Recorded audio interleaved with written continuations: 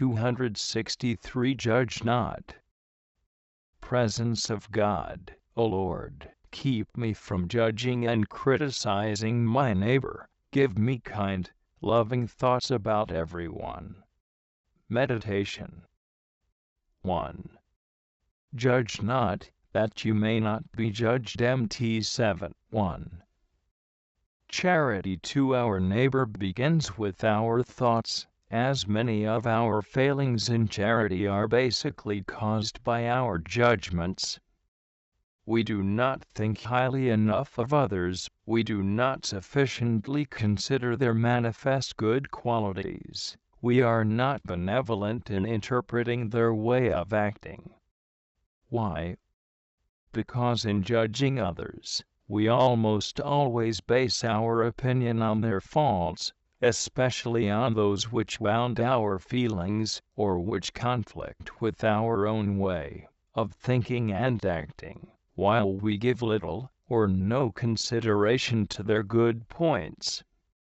It is a serious mistake to judge persons or things from a negative point of view, and it is not even reasonable, because the existence of a negative side proves the presence of a positive quality, of something good, just as a tear in a garment has no existence apart from the garment.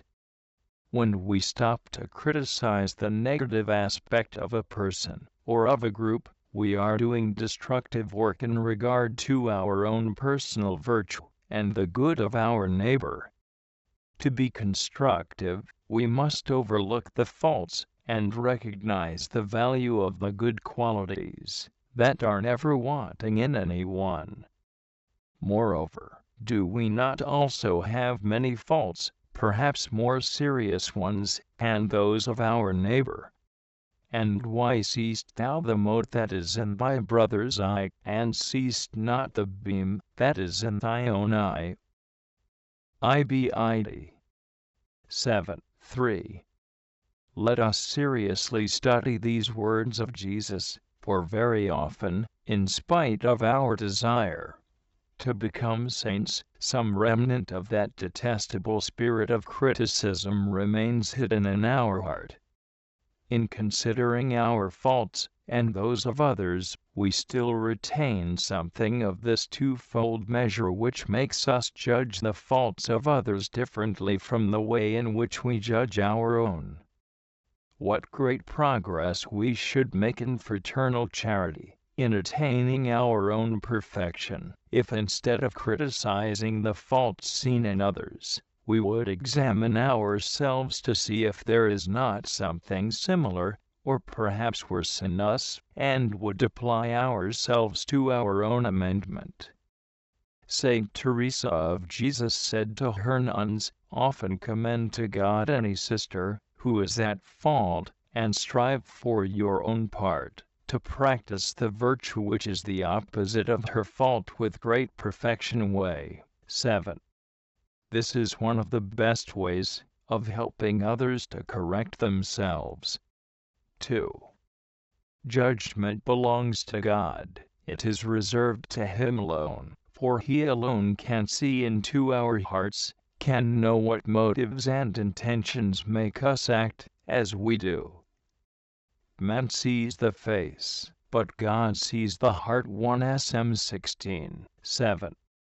Therefore, anyone who judges another unless he is obliged to do so by his office, as superiors, or usurps, in a sense, God's rights, and puts himself in the place of God. To presume to judge one's brethren always implies a proud attitude toward God and toward the neighbor. Besides, one who is quick to judge others lays himself open to committing great errors, because he does not know the intentions of others, and has not the sufficient prerequisites for formulating a correct judgment. In the face of an act which is blameworthy in itself, we are evidently not obliged to consider it good. Nevertheless, we must excuse the intention of the one who committed it, and not simply attribute it to a perverse will. If our neighbor's acts had 100 facets, we should see only the best one, and then, if the act is blameworthy, we should at least excuse the intention TMSP. Every day I too commit many faults, I too fall into many defects, but this does not signify that all these stem from bad will. My faults are often committed inadvertently, through frailty, and, because I detest these failings of mine, the Lord continues to love me, and wants me to retain complete confidence in His love.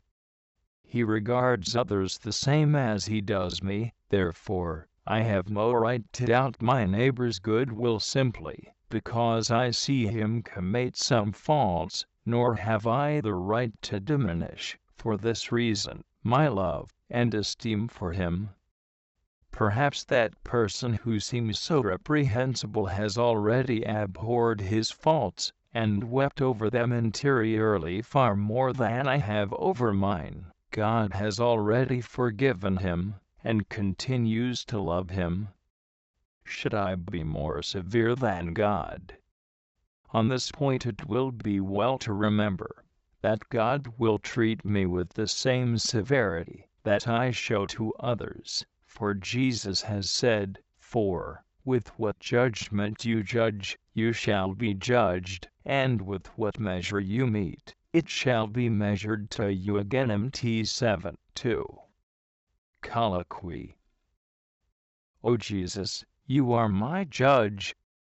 I shall try always to think leniently of others, that you may judge me leniently, or not at all, since you say judge not, that you may not be judged.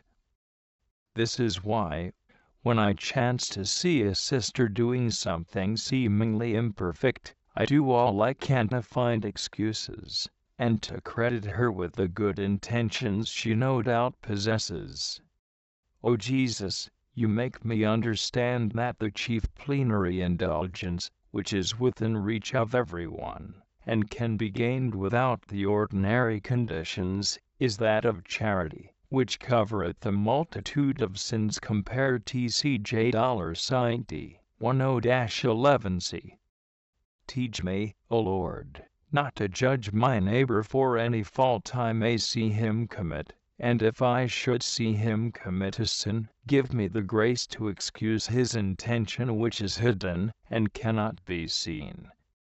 But even if I should see that his intention was really bad, give me the grace to excuse my neighbor, because of temptation, from which no mortal is free. Saint Mary Magdalene Dei Pazzi. O Lord, help me not to look at anything but at the virtues and good qualities which I find in others, and to keep my own grievous sins before my eyes, so that I may be blind to their defects. This course of action, though I may not become perfect in it all at once, will help me to acquire one great virtue, to consider all others better than myself. To accomplish this, I must have your help. When it fails, my own efforts are useless. I beg you to give me this virtue. T.J. Life, 13.